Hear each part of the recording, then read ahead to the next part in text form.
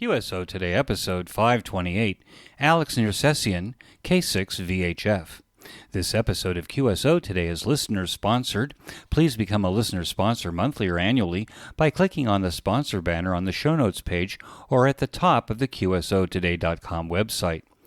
My thanks to all of you who continue to support the QSO Today podcast. Your name and call sign appears on the donation page on the QSO Today website.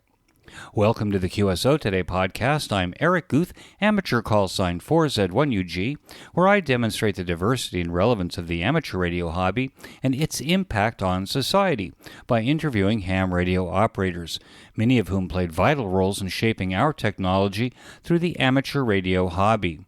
And while many people might say, ham radio? Do people still do that? This podcast demonstrates through in-depth interviews just how amazing, diverse, and dynamic the amateur radio hobby continues to be. If you are new to the QSO Today podcast, please be sure to look at the QSOtoday.com website, where we have over 500 interviews with amateur radio operators. From there, you can click on links to take you to the QSO Today Academy. Our catalog contains over 500 videos on every ham radio subject, completely searchable. My goal is to put those videos up on YouTube over the next couple of years. Alex Nersesian K6VHF is a U.S. immigration success story. Hailing from the Republic of Georgia after the fall of the former Soviet Union, Alex credits amateur radio with finding work, career, family, and community in his new country. Now successfully living the American dream, K6VHF loves to chase DX on HF, VHF, and microwave using FT8 single sideband and CW, and is an avid DXpeditioner. In addition, Alex makes EME, microwave, and rover contacts all the way up to 122 gigahertz. K6VHF is my QSO Today. K6VHF, this is Eric 4Z1UG. Are you there, Alex? Yes, I'm here. Loud and clear. Alex, thanks for joining me on the QSO Today podcast. Can we start at the beginning of your ham radio story? When and how did it start for you? Yeah, absolutely. It started about 30 years ago. I was a kid and I was doing my kid stuff like a normal kid outside until one day when I went to my cousin's birthday to Uncle's house, and I found the QSL card on his shelf. At that time, I didn't know what the QSL card is. It looked like a regular postcard to me. But I was kind of fascinated of the pictures and things and some letters and some digits on it. So I'm like, I was very interested. And I asked my uncle, what is this? And he very seriously told me this is QSL card. I had no idea what's the QSL card. So I was kind of more interested about this. And he showed me the radio. And I'm like, wow. And that's kind of triggered me a lot. And I had probably inside of me something passionate about it, but I didn't know at that time. And I fell in love with all this electronics. And he was an electrical engineer working in an airplane. So he had a lot of the parts, he had a lot of things, and especially he had a lot of magazines. So he unloaded a stack of magazines to me, or like the Russian magazines back then called Radio. And I started looking through and I found a lot of cool stuff, especially in the section where it was for young people. He also gifted me a book that was called at that time Russian Pomosh Radiolюбителю, which is translated as the path for the amateur radio to become. So, and that's what become my table book, and I started reading it and building it and detector, receiver, and all that. And since 10 years old until about 16 years old, I was getting all this knowledge and building electronics. And that's how it started. So let's actually put the story in its context. You didn't grow up in the United States. You grew up in... Correct. I grew up in Republic of Georgia. I was born in Republic of Georgia in the 70s. So, and that's how it started. And it was hard because... It was a Soviet satellite in those days, right?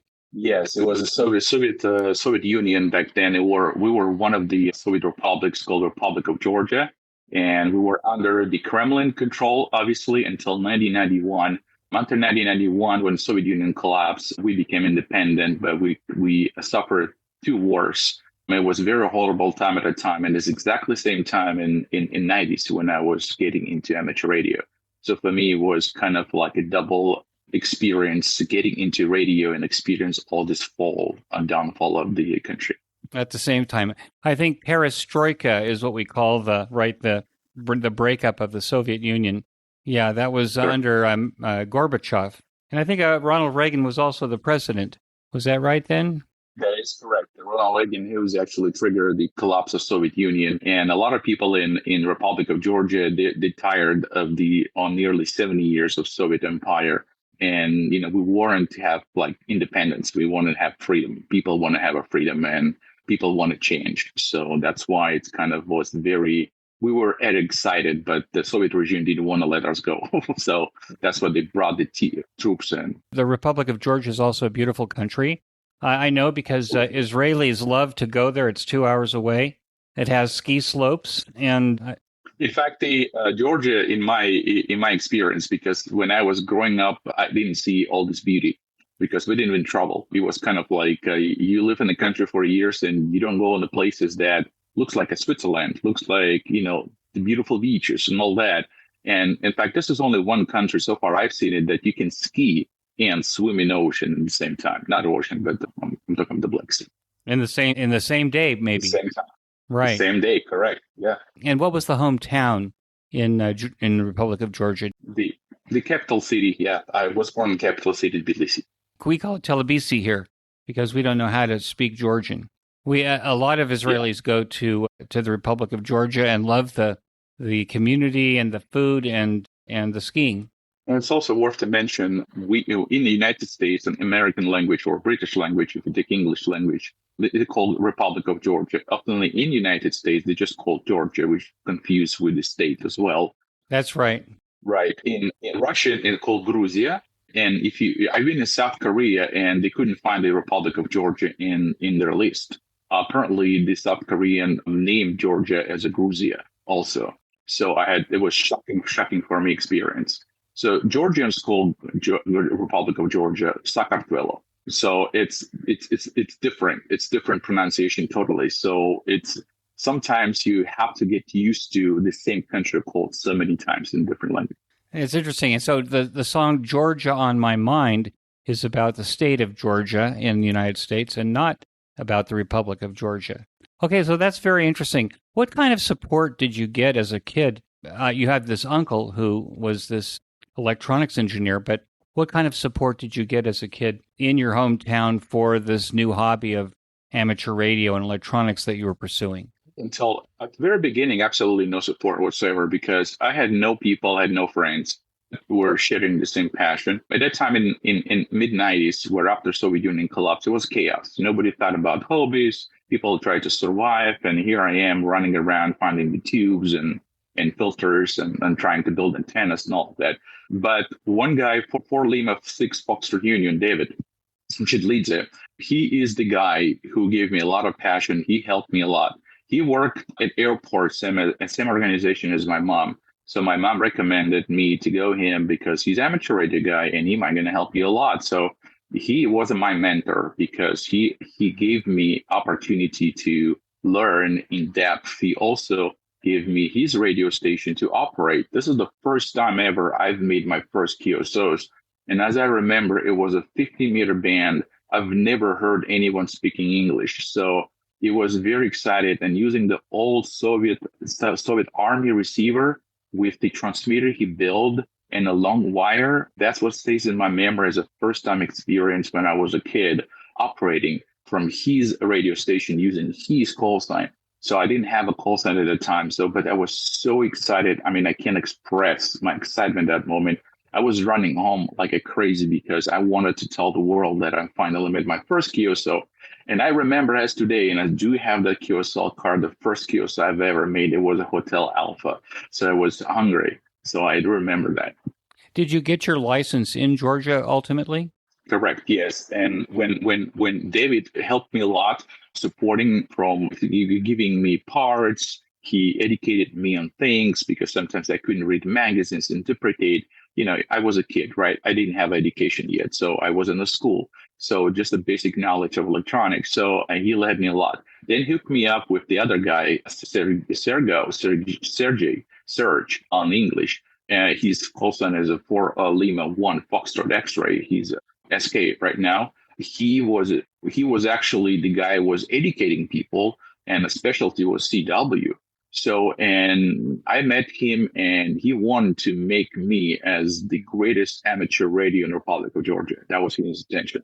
So it was kind of excited because I'm very passionate. I was very serious. I was, kind of smart, I'd say.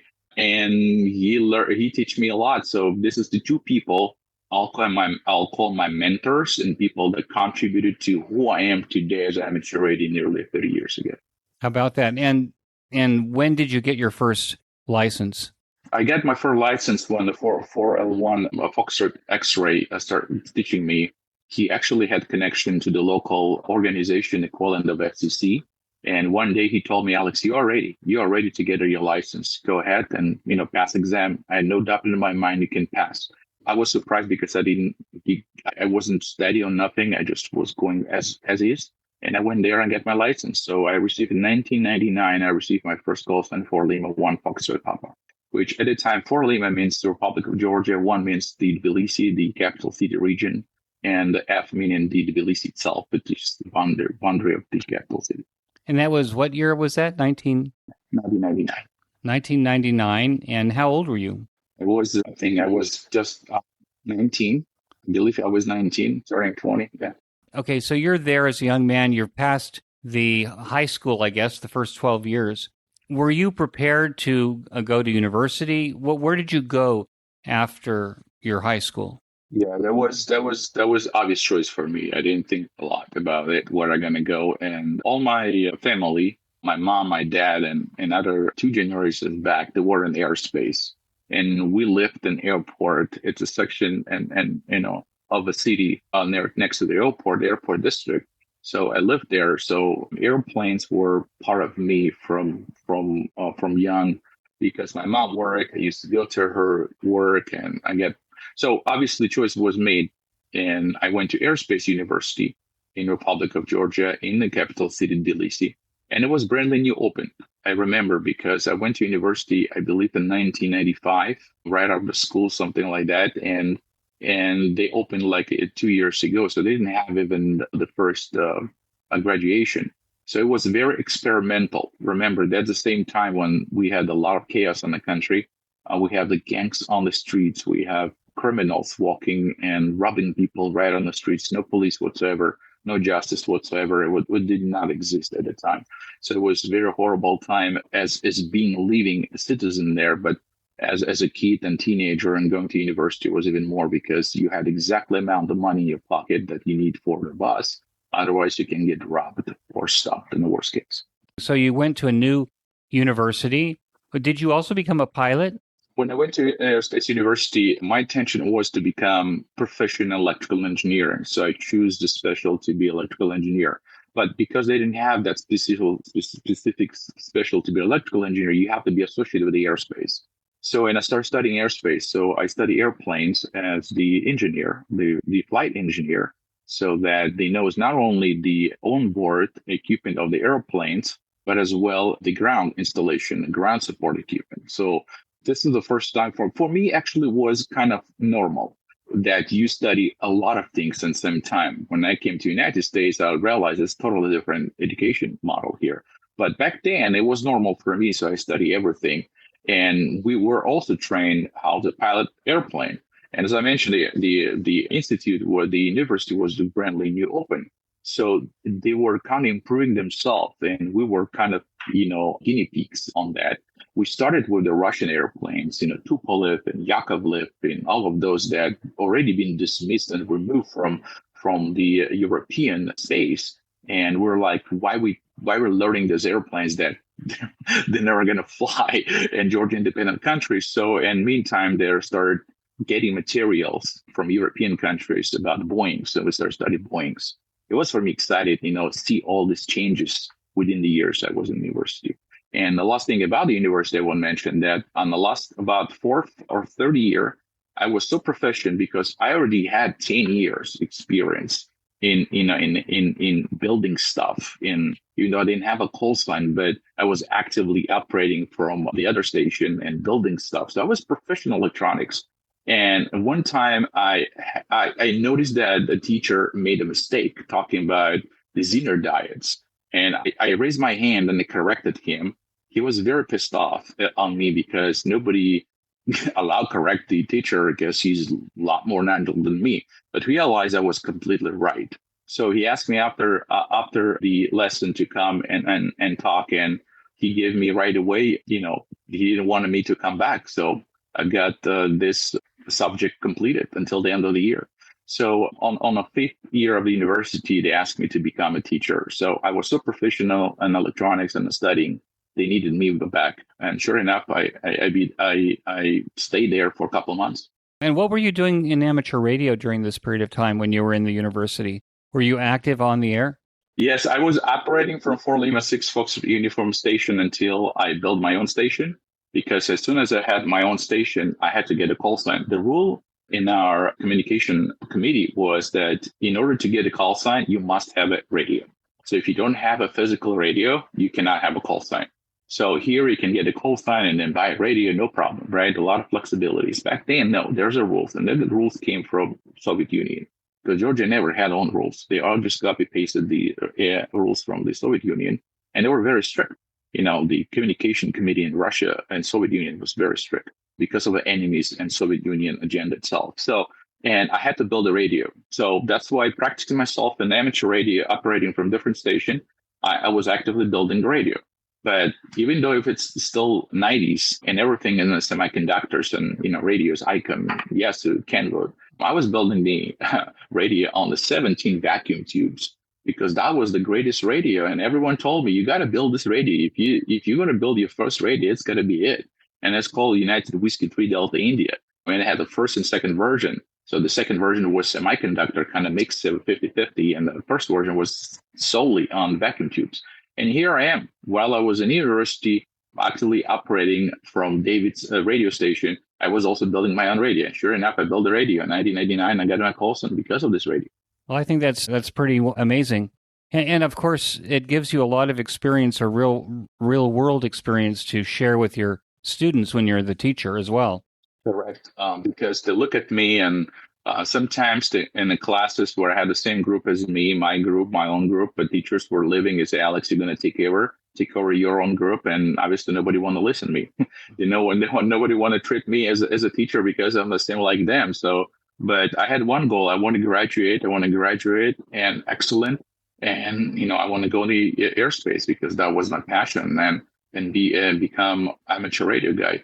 But, it's been hard at a time also because of the political situation in the country, but it was slowly improving it. But we had a lot of revolutions and all kind of, upsets in the country in the meantime. But I tried to do the best in amateur radio. And this is how I started learning about others in the country. And I've learned that there was a club, there was a radio club, and there was another radio club. I'm like, oh my God, that's what I've read in the magazines. I got to join them. So I joined the club, and I was very frustrated in seeing all these old people, and there's no young people whatsoever. I was the youngest one that already at that time accomplished a lot of things, DXC in it. Well, I think that obviously that's the problem that we have every place in the amateur radio world. Is it seems like it's a hobby that's populated by old men. So, did you seem to think that could change in Georgia under you're the young guy now? Did you think that maybe you might have some influence on bringing some younger people into amateur radio? Did you share amateur radio with your students, for example, once you were teaching in the university? Yes, I was super, super passionate in what I've learned and what I was doing. But also, I truly believe that I can change things. So when I joined the radio club and expressed all my achievements, what I've done, what I've built, what I communicate, they were shocked because some of people, they were actually very proud of people like me, kids, that they achieved so much in such a short of time. So after a short discussion with the president of the club, they asked me, Alex, would you like to join our committee and become one of the chairmen? And you're going to be chairman of the youth. So you're going to promote the amateur radio to the young generation. For me, it was kind of like, no way that's happening. I just joined and I want to help others, people like me, to explain that don't be afraid. There is no stereotypes. You just come in and enjoy it. And here we go, it's happening. So I accepted right away. And right away, I became the committee chairman for the youth in Republic of Georgia, behalf of the Georgia Amateur Radio League. And were you successful bringing some more young people into the hobby? Yes, also remember, Eric, that at that time, it was very popular, gaining the popularity internet. So I jumped into the internet right away, and all using my own channels. I started promoting and, talking about the amateur radio in Georgia with the other amateur radio guys around the world. I was practicing also my English language because English wasn't my native. I spoke Georgian and Russian at that time. And English also was kind of only technical language. Yeah, and just because of that, it's also needed for me to have experience with communication, especially amateur radio, bring it. So, and I was successful bringing people because the friends that I had, and they also expressed, passion in electronics, they didn't know about the amateur radio existence. So, and I start promoting the amateur radio as one of the way communication, because people start thinking about, there's a Morse code, there's, sideband mode, and there was also at the time gaining popularity digital mode, especially BPSK, early 2000s. So, and it was kind of interesting that people were actually providing interest to become, and I was successful bringing about a dozen people. If anybody gets a dozen people in their lifetime, that's also quite an accomplishment. And now this mid-show break. The QSO Today project now has over 500 podcast episodes and hundreds of hours of virtual ham radio expo presentations, all freely available and fully supported by you, the listener. This short message and the later mention of the Ham Radio Workbench podcast are the only breaks in the program. QSO Today has no commercial sponsors, so no one influences the content or direction. This project exists solely to promote amateur radio and the people who make it thrive. Producing QSO Today is like a half-time job. Your support at any level covers the tools, hosting, and production costs that keep it going. And while it is a labor of love, it isn't free. Only about 6% of listeners contribute. Please consider making a donation. Use the slider on our donations page to set up the amount that reflects the value that you get from each episode or from our library of educational videos. Make it monthly to help secure the next 500 episodes. You can also become a listener sponsor, shop on Amazon using our referral link, share QSO Today with friends, subscribe to our mailing list and YouTube channel, and help spread the word. Every action is value for value. Keep QSO Today alive by taking action now. We return to our QSO. So how did you make the transition to the United States? You're now K6VHF. You're living in Arizona. How did you find yourself on this side of the pond? Yeah. Well, one thing it's worth to mention before I jump to my immigration portion of it, that when I became the committee chairman for the youth generation, I also actively jump in parallel to the VHF and UHF part of the communication, because HF was kind of established and I've accomplished a lot of things on HF, but VHF was kind of a black spot in Georgia, and I wanted to take that black spot and bring the Georgia on the world stage as the VHF and UHF. So that will explain you later why I have call sign K6VHF. So, and I started operating and promoting a VHF, and I was successful. So I was the first guy ever in Republic of Georgia in the history of amateur radio who made the Earth Moon Earth QSO, the Moon Once QSO, on 2 bands, because nothing ever done it before. So I brought my name as also call sign on the world stage immediately, especially in the United States, because everyone wanted to have me as a DX station. As well, I was the first guy who operated satellites, and I set the records in Asia on the distance of communication in satellites. I also made the first meteor scatter QSO on the 2-meter band, which never was done before. So I made a record on the distant communication in 2 meters using sporadic propagation from Georgia all the way to Italy. So never done before. It was over 3,500 kilometers. So I said that all possible VHF and UHF records not only promoted and activated VHF in Georgia, but also set numerous records. By the way, none of them ever beat it now. So I'm still hold those records. And why I mentioned this, because when I was so successful VHF, guess what happened? They also elected me as a chairman for VHF and UHF committee. So I became the UHF and VHF committee and the chairman of the youth committee in Republic of Georgia. I was wearing multiple hats, and remember, I was in my 20s. So I was very excited. So with all this baggage that I had, I was super excited to be who I am. But political situation in the United States, in Georgia, was very dramatically changing. So we had the new president, we had the pro-West president that was pro-West and getting a lot of help from the United States, which Russia did not like it. And at some point when they announced the next country in NATO going to be Georgia, we got attacked from Russia, similar to what's going on right now in Ukraine, but it was way before that. So we got a war. And when I saw this situation happening, I decided to myself that I don't think the future in Georgia is going to be bright as long as we have this extreme regime in Russia.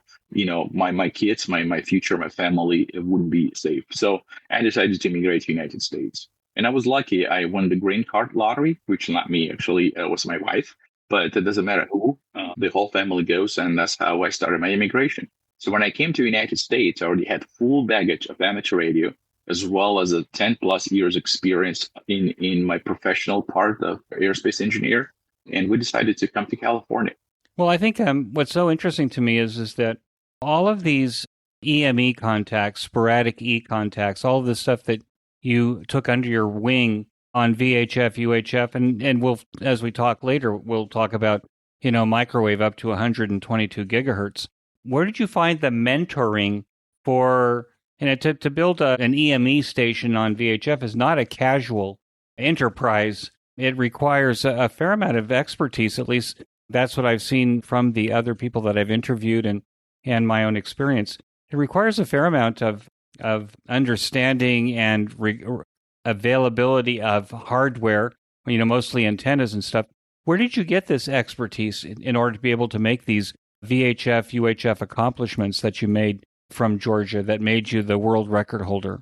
Yeah, you're absolutely right. Spot on, because that's the problem. And this is exactly why Georgia never had sufficient VHF, UHF. Because if you look at the VHF, UHF, I'm looking at it right now from my point of view today, it's absolutely nothing because we operate at millimeters waves right now. But back then, even operating in 2 meters or 70 centimeter band was completely different out of HF because people didn't have equipment. You have to build your own, right? It's easy to build something in HF. When it comes to VHF, it's not that easy because it's all precise, right? Everything needs to be sized properly, even the antennas. And you should have instrumentation like, something like a VNA, something like antenna analyzer that operates those bands. None of those tools were exist. And I was the same guy. I was like, why nobody on the VHF? And I realized why. But it didn't stop me because I want to touch what's the new and I want to prove myself I can do it. So I started building stuff. There were no mentors. There was absolutely no mentors. At that time when I started, no mentors. I only used the magazines and a little bit of help of the public libraries. So I was going to public libraries, getting these magazines and reading articles and learning myself in VHF and UHF. Even though I already graduated from university, we didn't never cover those frequencies at all. We just cover what the frequencies operation of the airplanes, but not in depth in physics. So that told me, Alex, you got to learn physics because the physics is what you need to know. And this is how I started learning fundamental physics that opened me the understanding was the VHF and UHF. So instead of having a mentor to someone, I became one mentor. I started teaching people in microwave in Republic of Georgia, helping people build antennas. At that time, I found the program, Japanese program, MANA, which is the antenna designer. It was the first generation with the help of the German, Russian-speaking amateur radio that translated this from Japanese to English. And I started using to program and model the antennas. So I built tons of antennas for amateur radio across Georgia. And that's why I kind of elevated my knowledge on microwave significantly, just learning everything myself. So for your EME station that you used to make the contact from Georgia, were you making aluminum Yagis? And if you were, where were you getting the supplies that you needed in order to build these Yagi antennas? Well, thank you very much for the great question, because it just brought me tons of memories, and those are fun memories because none of my antennas I've built, they use conventional stuff, because we didn't have, let's say, United States, I can walk in a hardware store on every corner and buy material, right? Georgia, we didn't have that, so I had to kind of be innovative. So, and where I was going, I picked one weekend and went to the local market and just to walk, all aisles and see if something spots my eyes that can be used for something. And sure enough, I found the brand new, they brought the mops from Turkey, and mops were telescopic. I'm like, okay, that's the good thing for the antenna and the Yagi. So this is how I was choosing the potential material, hardware material for my antennas. But let's say if you take a Yagi, which is elements, and a boom itself, right? The boom made from wood. So I went and bought a wood because it was cheap and was accessible. And then I put the layer, waterproof layer, to make sure that the wood wouldn't be destroyed. And then I used those aluminum elements to build the antennas. And everything was homemade. I'll tell you more. I welded my own tower. I also welded the rotator. So a rotator used the motor from the ailerons from the airplane, which my uncle brought to say you can use it because they already had a rotator, but everything was 28 volts and all kind of made for purpose. I have to modify to make it work and do a lot of welding. So everything I made, even sometimes like components, like a power divider or splitter, those things I made by myself. It was horrible time for me going because everything takes the time. But now I understand this is exactly why I know everything, because you had hands-on experience. Okay. We live in Arizona. It's just about 47, 48 every day. That's too hot for me. And it seems to me that would be too hot for a guy from Georgia as well. Well, yes. But the one thing is we don't have humidity, because growing up in Georgia, the weather was it's 4 seasons, right? But it was very harsh because summertime, especially this time, is the humidity. Even though if it's, let's say, 30 degrees, 28 degrees Celsius, but humidity can be like 50, 60%, 70% sometime. And that's a totally different feeling. Here, humidity is 7%, but it's 40, 48, 47. You don't even feel it. Although you do have a swimming pool. Of course I do, yeah. If you live in the Phoenix area, you have to have a swimming pool.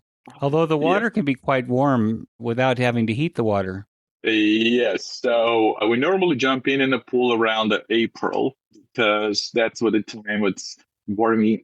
This time we got late. So I jump in June. It was kind of unusual for us that we had kind of cold weather until like the end of the May. So pool couldn't heat up. So, and now, when that happened, the pool temperature was roughly about 20, 27 degrees, kind of comfortable for me, but too cold for my family. Right now, it's roughly about 35 degrees, which is kind of warm, and it's going to get even warmer. Even more warmer. Yeah, so normally when that happens, what we're going to do, we buy a bunch of bags with ice and dump the ice inside and cool it down. So we have a place here in Israel called the Dead Sea, and the Dead Sea has some resorts, and it's during the summer it's as warm as Arizona, or it can be. So the Dead Sea hotels have chillers for the pools, so they actually chill the water, so that it's a nice, comfortable, I guess 80 degrees Fahrenheit, when it could be naturally well over that 35 degrees C, as you say. Yeah, we have some fancy pools. They have the dual system, actually, like air conditioner. Like a winter, summertime, they have like a heater and they have a cooler as well. So they have a different principle. The cooler works on the gas and heater works on the solar panels. Actually, solar panels is like not solar panels. The water goes through the solar cells and it gets heats up because of the UV. And by the time it gets back, it's already warm. But my pool has it's called aerator. So the aerator basically sprays the water on top on the surface. By the time the hot water hits the air and it spreads in the microscopic, drops, it gets cold. And then by the time it falls down on the water, it's already cold. If you're constantly doing it, so it actually drops by 5 degrees. Well, so that's a technology I didn't know about. and one that I'm going to put in the show notes and I'm going to look up myself because I think that that's clever. I'm always looking for, clever ways of adapting to whatever environment, I happen to find myself in. Well, so this is very interesting, Alex. Okay, so you find yourself now, you said you went to California first, and I know that you're not the first holder of K6VHF. I'm pretty sure that I myself may have looked at that call sign when I was a kid growing up in California, 50 years ago. So tell me a little bit about, you find yourself immigrating to California, and what was the first job that you and your wife took there in California to find yourself, acclimate yourself to American society? Yeah, for me, it was a lot of planning because I already was a grown person. I had a family, I had responsibility. So, and I knew, and I had no illusions, the delusions, something that, I'm in the United States. I have a ticket for in life, a green card that allow me to work. I'm not a citizen, I'm getting there. So you have to do things right because you're responsible for family. So it took a lot of planning. And because we didn't know what we're going to do, how we're going to find a job. So I read a lot of topics in a forums online to try to gather information a lot. But my personality is like, I trust but verify. So I trust people saying that everyone has own experience, right? So I wanted to come and experience myself. So we decided to do California just for one reason, because California has a lot of opportunities for work. A lot of people thought I'm going to California because I'm Armenian and I have Armenian name. In fact, I can't speak in Armenian. So I grew up in Georgia. So I didn't have other than name association with Armenia. But it's biggest the community of Armenians live in Los Angeles. So but I didn't come to LA not just because of that. It came because there was opportunities to find a job, especially in the airspace sector. So when we immigrated, my wife found that there's her friend, distant friend, lives there that might going to help us on the first days. And sure enough, they were gladly happy accept us for to stay because we need to rent the apartment. We need to do a lot of things. It's coming to the United States. It's just not like a roses, dollars falling and nothing. It's totally different. Reality is very cruel. So coming there and they accommodated us for a couple of days, but I was very, very specific on getting my own place to start living. So about the first week, we couldn't find anything. It's hard to find any job because at that time when it came to the United States, the internet wasn't that super like now, no cell phones, no smartphones, nothing like that. And there's the only way to find a job, you need to go to called job fair. So which, some organizations that post the big billboard, and then there's a lot of, job postings on it. So you just go and read it and, pick the one. As well, you can use internet for free, fax and phones like that, which is very nice, like something started telling me like America, it's something for people, not just for someone else. It's actually for people.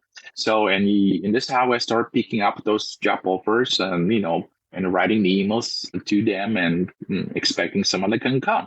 Since I was an aerospace engineer, I thought already that, nobody going to hire me as an aerospace engineer because I'm brand new in America. I have nothing, no credit history, nothing. So I'm just totally brand new guy. But that's student to me because it takes a time to get there. So I said, okay, be patient, it pays off. So, and my first job was this very small audio video shop. They were building the switches, GVI switches. And I was hired there as the electronics technician. And it was a shame of me because I was engineer. I was a senior engineer. At the time I left Georgia, I was the senior engineer responsible for 3 international airports, communication centers. It was a very big position. And here I am. I'm just soldering boards in California and a very shady place. And I had to take 3 buses to get there for $10 an hour. I was kind of, this is how it all starts. It was indeed. So, and I worked there for 4 days. And on the 4th day, there's one of the job posting I told you before I took it. The one guy called me. But because we didn't have a phone, we had only one phone. And I always kept our cell phone with my wife because she didn't have a job at the time. And she was taking care of a very old kid. I'm sorry, a very young kid. My kid was just barely 4 years old, 5 years old, and not in school yet. So, and I had to left the phone with my wife, and If I need a call, I can always ask my coworkers and call it back, or she can dial it to the boss, and that's how we communicate. So I'm coming home very tired, and she said, "There's someone called you about the job." I was, "No, you know what? It's okay. Yeah, I'm fine." But no. She insisted, "Call. Hey, you can't lose the opportunity." So I got to listen to my wife. So I dialed it back, and that was a job offer. And when I mentioned how much I make, and the offer doubled right away. I was very excited. I was like, okay, we're moving on the fourth day of my first job. So, and I started progressing since then. And my wife decided to, because she graduated from university in Georgia, but she never had opportunity to work because she had a kid and she spent all time raising kid. And that's why when she came to United States, she never had work experience whatsoever.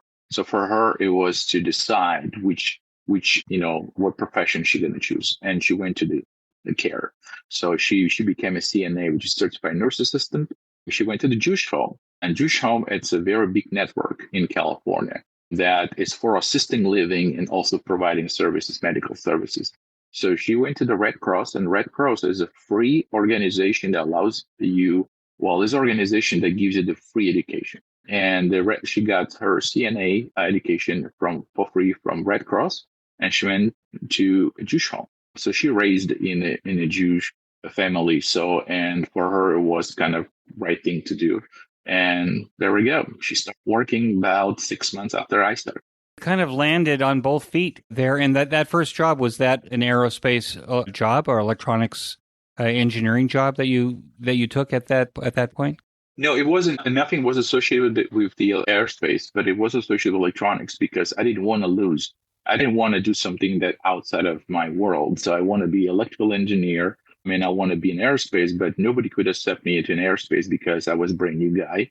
I had no history. I had no work history whatsoever. So it took me quite a time to get there. But, I knew that you don't give up. You have to, go slowly, and it will eventually happen.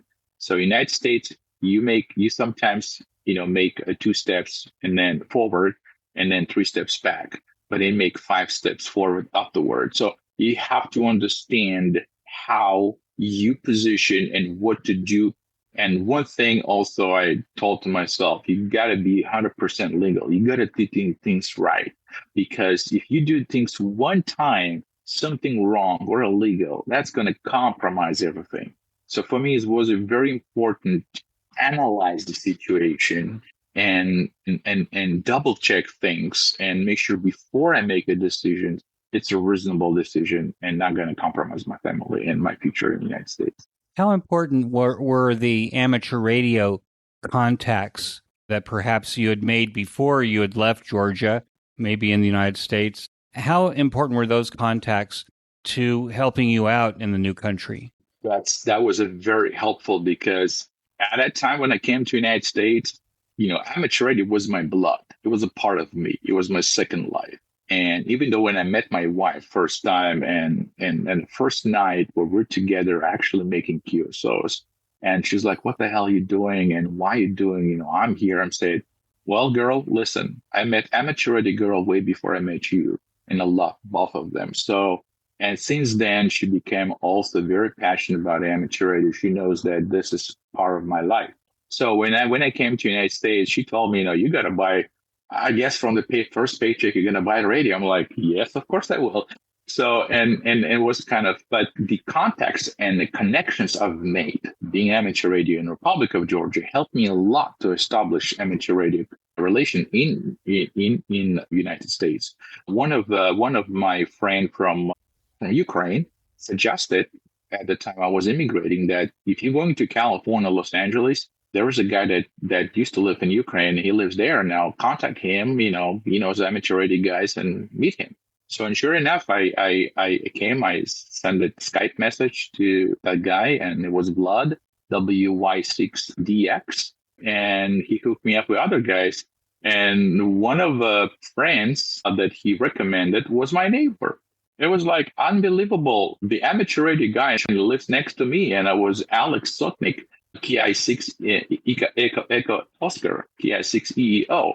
And it was my neighbor across the road. And this guy brought me all this amateur radio. He had all these gadgets and things, but he had no understanding in technical aspect. And guess what? I was the god of the technical things. So he immediately, used me for all his projects, and I became his Elmer. So, and it was kind of exciting in the first time. Then he called another guy, Vlad W6BVB, who lived in Orange County of South part of California. And he came on his truck, and he had amateur radio, four-wheel truck with all these radios. I was like, oh my God, I want to have this at some point, because that's what I was dreaming of, to have freedom and liberty to do what I want. And guess what happened? Because, I didn't have a call sign, right? And because we came in June to United States, and I remember it was, we picked the date that's convenient for us to come, and we came, and it turns out the same weekend, we came weekend before, but the upcoming weekend was the field day in the United States. And I'm like, he asking me, Alex, you want to join the field day? I couldn't say anything because I lost words. And I'm like, of course, being in the first week in the United States and amateur radio and go to field day in the United States, that was more than I expected and a dream of. So definitely. So I went there, but didn't end it there. And he looked at me and said, do you want to get the call sign, Alex? I'm like, well, stop, because I'm just a weak. I have no idea. He said, okay, here's a laptop. There we go. Take a laptop. This is QRZ. This is test. Go ahead. You have 30 minutes before the session starts. Read it all this and answer. I was so stressed, but I knew I can handle it because I trust myself, and I didn't want to let anyone go down because the people promised, expect something. So especially myself. And that's why it took me 30 minutes. I vaguely went through the questions and went to the session. I was extremely nervous because the first time happening with me the first week of being in the United States. So I'm not super proficient in American slang. I do speak English, but I don't understand American slang. And I was very kind of bad. But reading questions was very easy for me, and understanding when and answering. So yes, I passed. So I got my first license, and I got technician license at that time. I'm like, okay, well, at least I got amateur radio, a ticket to it. And I was assigned my first call sign KJ6GNC. So that was my first call sign in the United States, Kilo Juliet 6 Juliet Nancy Charlie. And I was extremely happy about it. So, and it did take me long. So I looked at the vanity call signs, and I found that the K6VHF is available because I used to belong to the High Sierra VHF Club, and it wasn't renewed for 3 years, and it was sitting there, and I applied and I immediately got it. So that was the first year, 2010. Oh, that's amazing. What an amazing immigration story that you're telling. It can be very difficult to immigrate anywhere. I'm an immigrant to Israel, and I've been here 25 years, and I can tell you that being an immigrant to any country, especially if the language is different and stuff, is a big step. And it sounds to me like that you made the step, and it seems to be, working out for you, especially having these amateur radio connections. That they were also equally important to me when I immigrated here as well. And now this mid-show break. Every 2 weeks, I listen to the Ham Radio Workbench podcast with George, KJ6VU, Vince, VE6LK, Mark, N6MTS, Thomas, K4SWL, Michael, VA3MW, and Rod, VA3ON, and their guest on often topical and important projects in amateur radio.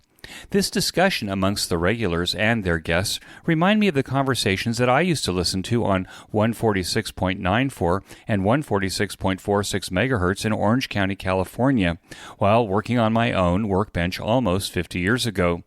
It is amazing how much practical ham radio knowledge that we can absorb by listening to the Workbench podcast that starts to make sense when we start our own deep dive into our own projects.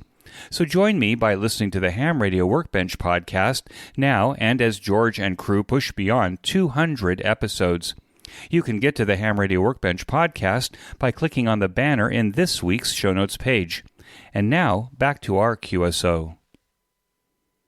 Alex, now if I go onto your QRZ page, it's probably one of the longest QRZ pages I think I've ever reviewed, with all the pictures and the certificates, and and everything else that you're doing. And what's so interesting about your QRZ pages is that you have figured out how to position yourself into just about every mode and activity in amateur radio, or at least it seems that way. You operate HF, VHF. Let's talk a little bit about you've become very interested in, and maybe this is part of the story, but you've become very interested in working DX and also going on DXpeditions, leaving the country, leaving the United States to operate in exotic, I think I can say that, exotic locations. How did that start? And in the evolution of this story, how did you become a DXpeditioner? That's a good question, Eric. And that's a part of my commitment to our amateur radio community. But this all started long time ago, back again to Republic of Georgia, because I had that long time passion. So because I was super passionate in amateur radio, I achieved everything in such a short time. It was exciting. It was also frustrating because it wasn't a problem for me to achieve something people takes years, decades sometimes to get it. And I was very successful doing it, like earning the DXC within 1 weekend and then upgrading to the extra class way before the people within the 3 years of being in the United States, because all you needed to have like strict rules. You got to have 100 QSL confirmed. You have confirmed the XCC QSL card confirmed. You have to be at least number 3 in the world on a world contest and all kind of different things. And I'm sure enough, no problem. 1 weekend, all done. So, because I have around me and around my room right now all the certificates from Republic of Georgia dated like 15, 20 years ago, and there we go. There was like a second place in Asia, second place in the continent, and a third place in the world. So it was a problem for me. So I achieved everything there. So one of the things I also achieved, and that's what you asked me, is I started going to expeditions. So what's expeditions in Georgia? Georgia was a part of the Soviet Union Republic that had all these mountains, and we had a lot of places like in parks, right? National parks. And there are programs, world programs, and one of them called WFF, which is World Flora and Fauna. And those are like when you activate, like United States is very popular POTA right now, with the parks on the air, right? And those things, like, so there also were like a mountains on the air. So I started providing expeditions.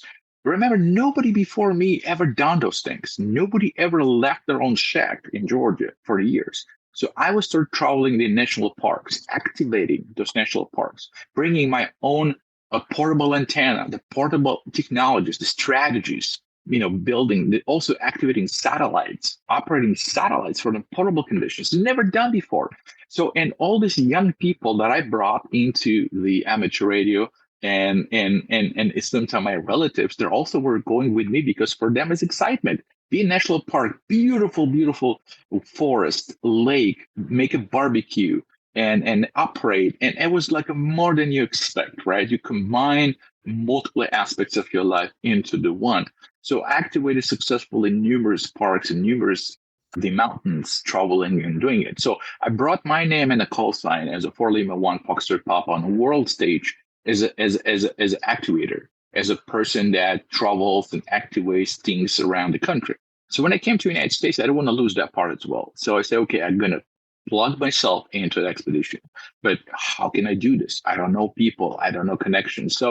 And the first expedition I joined, it was Zulu Kilo 3 Alpha in Tokelau Island, where some of the team members of the expedition were my friends. And they invited me to join it and was like, okay, I got to do this. And that's kind of triggered. Since then, it was dozen other expeditions, but that was, I remember, the first one where I got people that also will traveling, and we kind of created our network. And right now we have our own network of 6 people, the X Obsessed group, that would travel and doing our own expedition. And our future expedition is a Wallis Island, Foxtrot Whiskey 5 Kilo, coming this October every 2 years. But every single year I go with other guys around the world. And the biggest expedition of my life going to be coming up soon. We'll go to Peters 1, Antarctica. Wow. I'm sitting here thinking about what I'm going to name this episode. This is really a success story, Alex. You're researching all of these DXpedition locations. So St. Peter's Island has some very interesting histories, which I bet you can find online. these are not comfortable places to go, but they're great places to operate from if you want to be the target of everybody wanting to get that DX location. So how did you find yourself now in Arizona? And if you look on your QRZ page, you have pictures of your backyard. So you have different kinds of antennas. You're experimenting with TVRO antennas for EME. You've created this amazing playground for yourself in Arizona. How did you find yourself in Arizona? And what are you doing? What kind of work are you doing now? Yeah, well, we immigrated we moved to Arizona about approaching 9 years, 8 years for now from California, because living in California was a good start for us to especially for me, get all this knowledge and move in a network to get to the airspace. And I was able to do that. That happened in 2015 when I moved to aerospace company, and I started actively and aggressively pursuing that career in aerospace because I needed that. I needed to find my spot in that industry. So, and it gave me a lot of opportunities. But living in California, you have to accept the high living expenses and a lot of taxes and traffic and overpopulation. And it was horrible to find myself that I couldn't find a work-life balance. It's a beautiful state. We traveled a lot. We went every single national park, and I took my daughter every single place if possible when she was young. And we traveled country 2 times across the country from coast to coast on the car. Every weekend we were traveling. And remember, I had amateur radio in my car. So I was enjoying it, not just driving it, but also talking, communicating. So it was very beautiful. But when it comes to future of your family and future of your career, you got to make sometimes decisions, and sometimes they're not good decisions. But I got a good offer in Arizona, and that was for me kind of like an important step in my career, moving from airspace to the space. And that was for me kind of obvious. I want to get to the space. I always dreamed about working for NASA and, especially working in the satellites, because I was the first guy in Georgia working in satellites. So for me, it's a lifelong passion being satellites. And here I also received a lot of NOAA satellites, the weather. So I was actively up working on the weather charts and in Georgia. So I was predicting and forecasting the weather. So that was a passion. And I used this homemade satellite station to get the satellite pictures. So, and that was kind of like, I got to move, get at that position. So that's why we moved to Arizona. But also, it's totally different state. So everything is way cheaper and, affordable. And I was able to buy a house, my first house in the United States. We'll call this American dream, right? So I buy my first house. And why? Because the first house gives you the access to the antennas. So, and unlike any other guys, when I was choosing my house, and you find this very funny, I had a radio in my car. Obviously, I had a spectrum analyzer. I had a portable spectrum analyzer. So every time I was approaching the house, and my wife, oh my God, I love this house. And I'm checking the spectrum light. It's bad. No, there's a lot of noises. I'm like, no. My wife, what are you talking about? I'm like, well, I'm looking from different perspective. I'll make sure that I like the house. And there's also quiet. So I can erect my HF antenna and operate. So until I found a beautiful house where I am right now in Chandler, it's a suburb of Phoenix, south part of Phoenix, and it's surrounded by fields. We have north is totally open and the fields, and all you see is just the horses, which is beautiful, and there's no noise, and it's all good. I decided to stay here, and that's how we ended up living in this house. And the first thing, I started looking what kind of antenna I can put and what can I do. And then I knew that this is HOA, Homeowner Association. And there's rule number 1, do not put any antennas, do not install radio towers. They even mentioned amateur radio antennas. So they knew what the amateur radio guys. So I said, okay, what am I going to do? Well, I'm going to do some stealth technologies. I'm an engineer, I'm a designer. I can make my own antennas that form and shape fits into my backyard. Same time they have fishing and I can operate. Sure enough, here, Eric, I work 300 DXCCs from portable antennas in my yard, and nobody knows I have a HF antenna. Okay, so the picture showed, obviously, that's what it looked like. It looked like portable antennas, low to the ground, lower than the trees. And so the neighbors don't really notice that you have antennas at all. Because the way how antenna positions, they have a trees. So the tree kind of cut the view. If you take if you take geometry or the antenna in the middle and take the tree that lower than that, if you look from the perspective of my neighbor, when I start doing a lot of physics, I'm like way obsessed about this. So I'm sometimes overthinking, but this is how if you look at me, he doesn't see antenna because the tree basically covers the view. But if you're going to walk towards the end of his probably lot, he probably see it, but they never do that. So, but anyway, I was questioning a couple of times about antennas because after living here for nearly 10 years, someone going to notice, right? But they're all friendly because some people that my neighbors are actually working, in airspace as me, so they're well aware of what this is for. And especially when I was in California, by the way, I graduated from FEMA University. I graduated from the Irvine Police Department and the Fire Authority. So I've got on my back, there was a lot of awards and certificates. So it gave me the right to have antennas for emergency communication because I'm an emergency coordinator.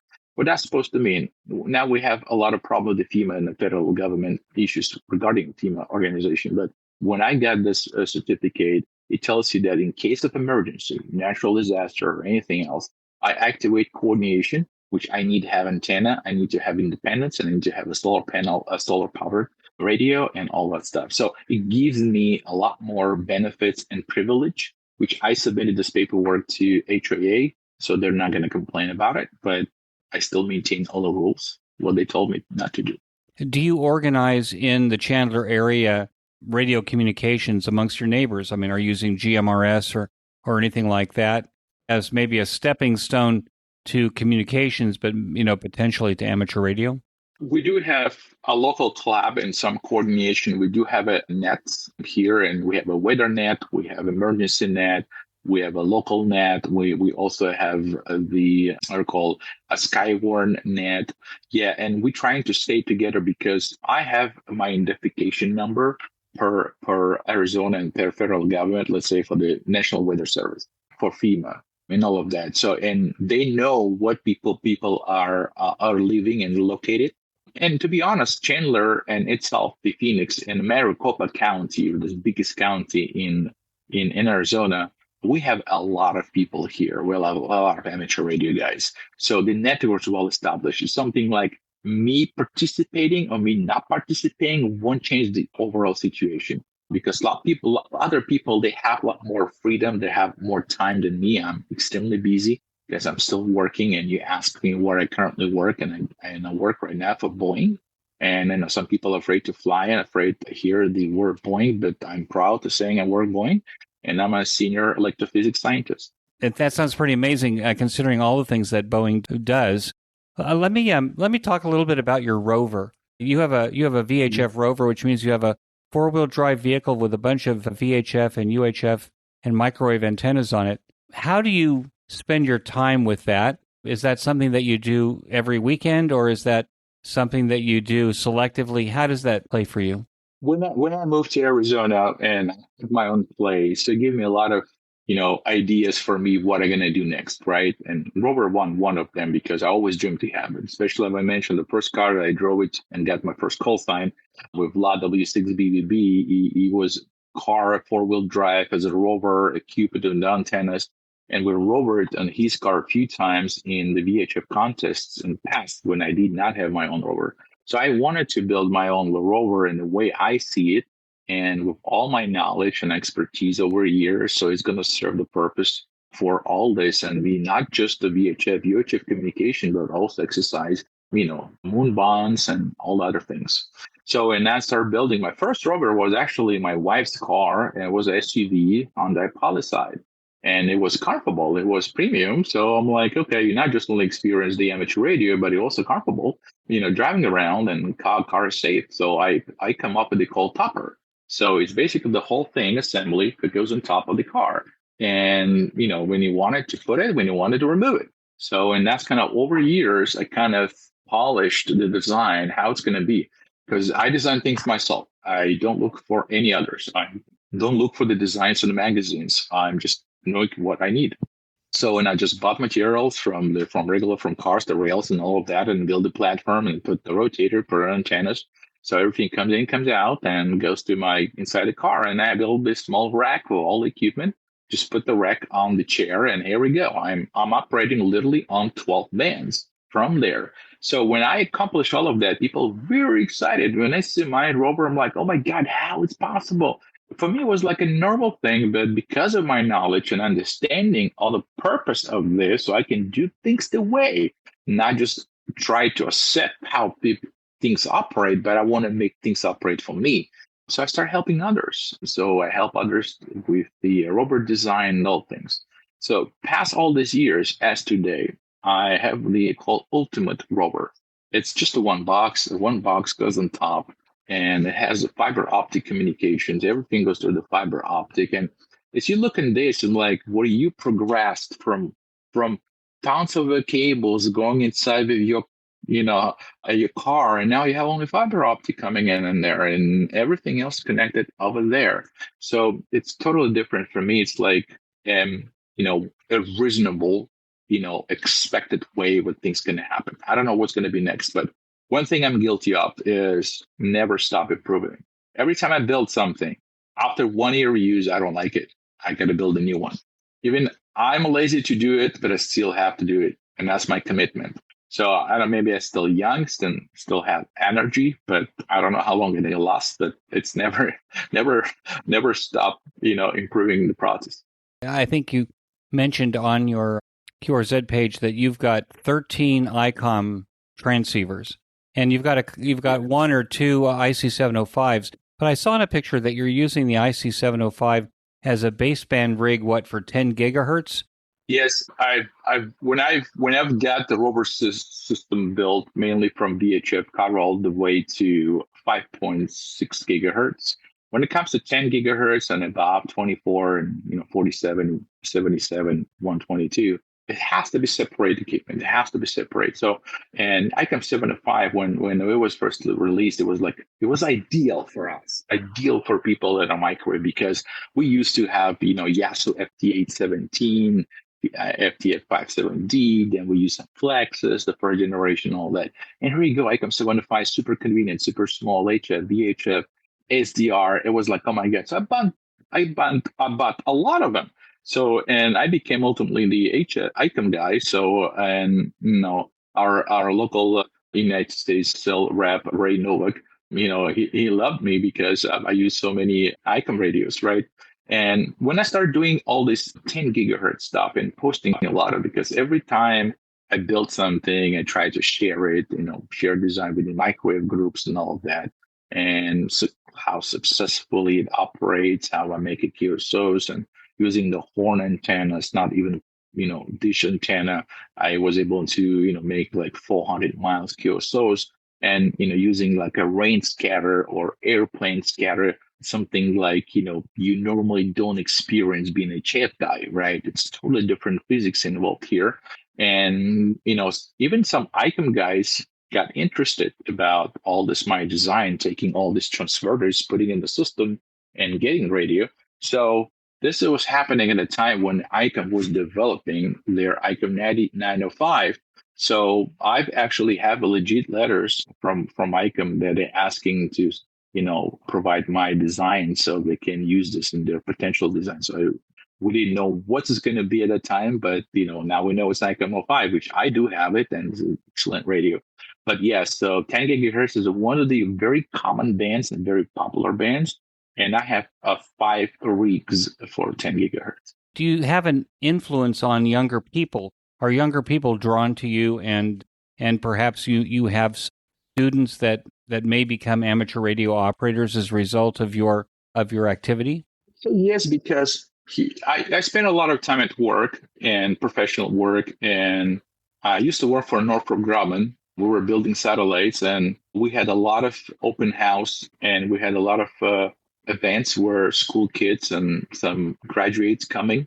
And I was the guy that was basically presenting and teaching. So I was a mentor. So I was mentoring a lot of things and a lot of people and covering physics, basically physics. So it covers the physics, obviously, in the field I'm involved is it covers radiation, not necessarily amateur radio, but it doesn't matter, just a spectrum, right?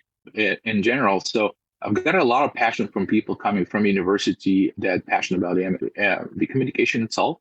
And I was bringing and mentioning amateur radio, giving the directions, what to go, what to check, what information to read, how ultimately become the amateur radio, because I'm doing this professionally, but I'm doing this also as a hobby, right? For me, it's a perfect combination of both. So for them, it was a passion. So, and, I found myself very excited helping communities and teaching people. And I'd say, you know what? You asked me about how many people coming, young people coming to ask the question and advice.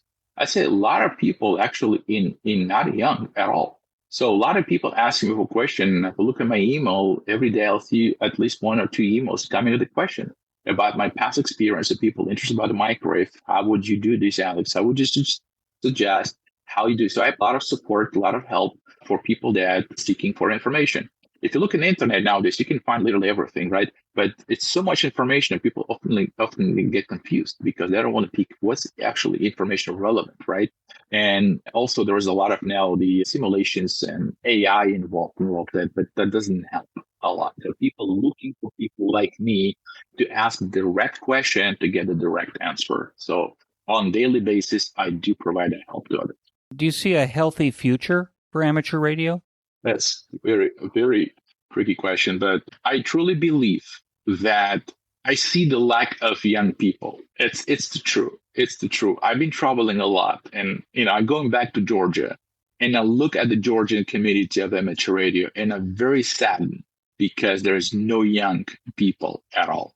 The people that were in my age when I was in my 20s, they're still there, but they're not 20 anymore. They're my age, but there's no young generation. So I've been in other countries. It's a similar situation. I have a son who's raising. He's very passionate about my radio. He turns radio. He knows the best radio in the world is ICOM. You can ask him. He'll tell you it's ICOM. And he takes my Morse code, the paddle and plays around. He've learned a couple letters already. So I see that I, as an amateur radio guy, will provide all guidance and necessary knowledge to my son to take over my knowledge and become amateur radio. It'll be exciting for me to know that I at least raise my son that way. And I'm trying to explain others, but it's a hard task. So answering your question, really, I don't know. But I think what I do know is that as long as we are here, it's our duty to help others to understand what is amateur radio.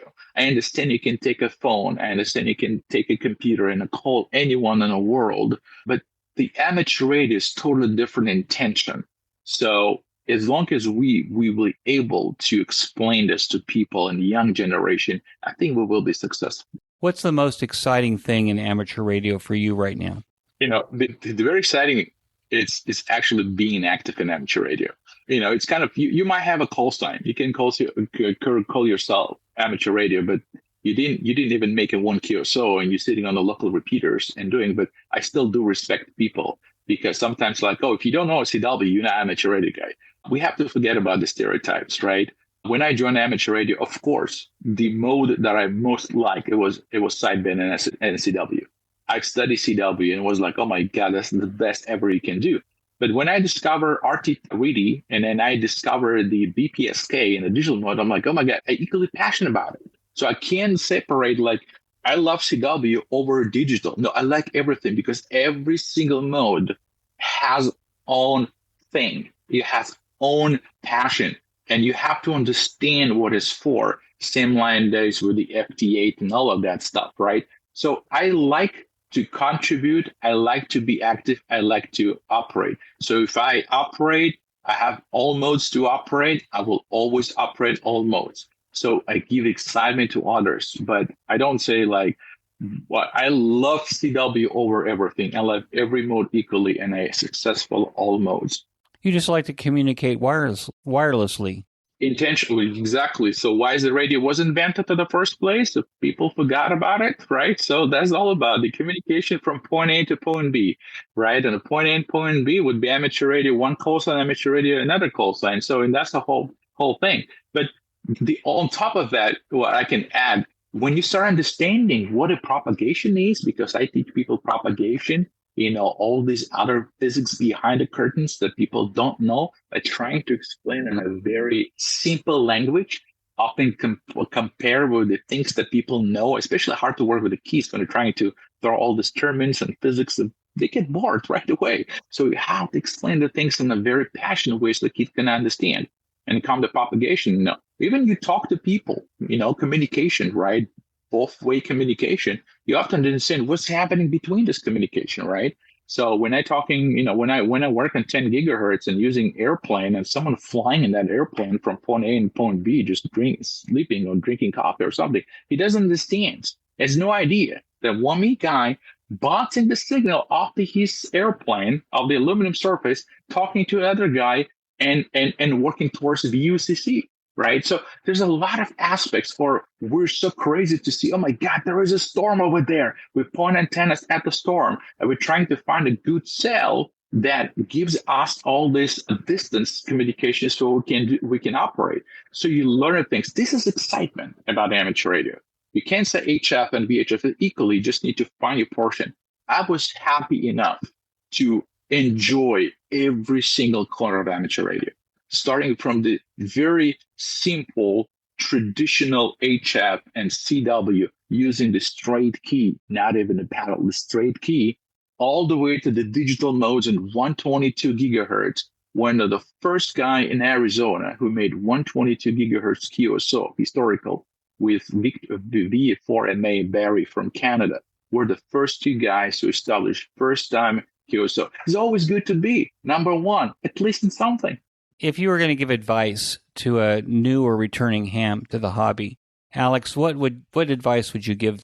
Don't be afraid. Don't afraid to learn. I see a lot of people trying to kind of draw the box. Hey, I'm going to be here and this is it. No, amateur radio, it's a wide open to find yourself. So if you like work in HF and you make first QSOs, maybe that's not at all what you want or you're looking for. Maybe it's something else. So never afraid to learn more. Amateur radio is best, is that gives you not only understanding or passion or other things so you can find for yourself, but also it gives you answers a lot of questions. And then as more you learn, as more you're trying to share. So look at me, I'm a simple example. There's nothing for me to learn, but there's a lot of things for me to share. So, and that's what I do on a daily basis, right?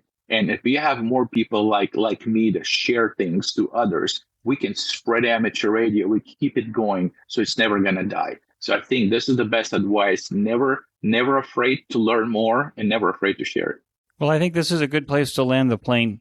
So I want to thank you so much for joining me on the QSO Today podcast.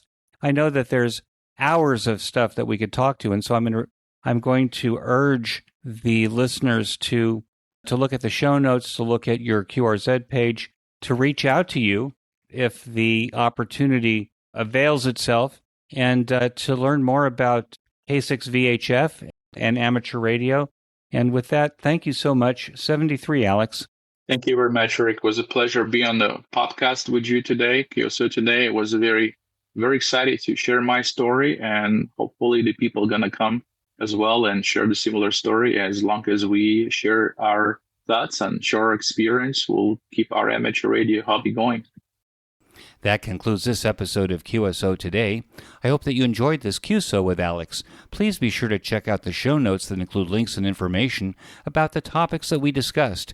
Go to www.qsotoday.com and put in K6VHF in the search box at the top of the page. You can sponsor the transcription of this episode or any of the previous episodes by clicking on the transcription button on every show notes page. The cost is $75 per episode, regardless of the length. We will quickly transcribe the episode and give you credit for your sponsorship. Please send us the call sign of the podcast to make sure that we transcribe what you want. Remember that QSO Today is value for value. Please support our project by making a donation or becoming a listener sponsor today. Use our Amazon link before shopping at Amazon, as we receive a small commission on your Amazon purchases. Subscribe to our mailing lists, both my blog and the podcast, and forward the messages to friends and family who would enjoy QSO Today content. Promote us on social media and give us a 5-star rating and reviews whenever you are asked. QSO Today is available on every podcast player and venue, including Apple Podcasts, YouTube, Spotify, and Podcasting 2.0.